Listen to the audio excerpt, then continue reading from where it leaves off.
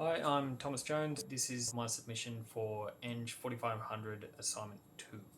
Here's what I come up with. It's a cardboard sleeve with 4 blocks. There's instructions on the side. Place each block into the sleeve with the same orientation, then remove the sleeve vertically to reveal a straight towel. Now on the other side I have the exact same instructions in Braille. Each block looks the same.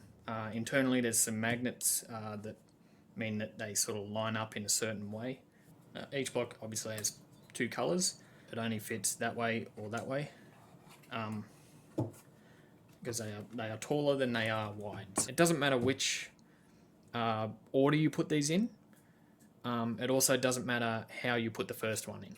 As long as the remaining 3 are put in the same orientation, it'll work. There are 192 correct solutions to this puzzle, 98,112 incorrect solutions. So we have some misleading information straight away, numbers, and then there's numbers on the blocks. If you line them up with the numbers, it will not work. Now if it's a crooked tower, if you try and straighten it, the magnets just won't allow it. So, if we just go on colour and symbol, we'll go with blue on the bottom and X facing towards the camera. And you want to come off. Yeah.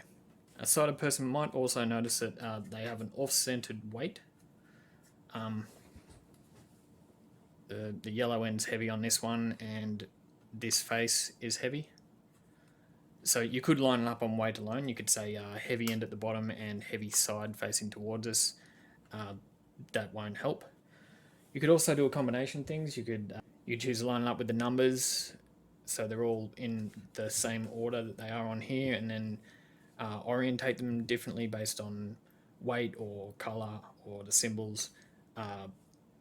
None of it will work. It'll all result in what I showed you before.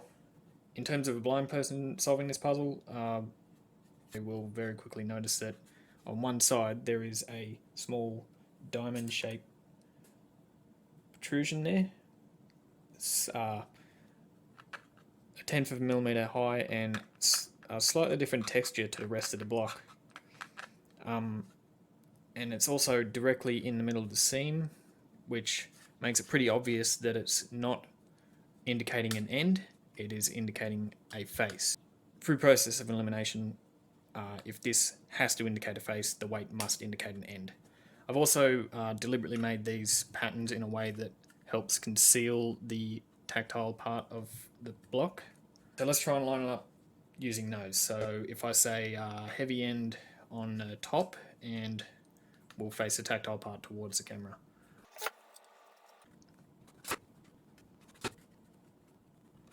Now slide that off. We have a straight tower.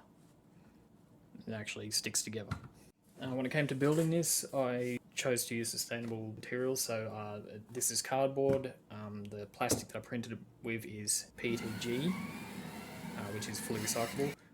I also only used things that I already had around the house. The magnets were left over from another project. I have designed them in a way that I can just get those magnets out. Same with the weights, they're just some M12 nuts that were left over for something else. I can get them back out, so they can all be reused. Cardboard and plastic can be recycled. For the painted sections, I only had spray paint. To make the stencils, I was able to repurpose some of last semester's notes, so I didn't waste any new paper doing that.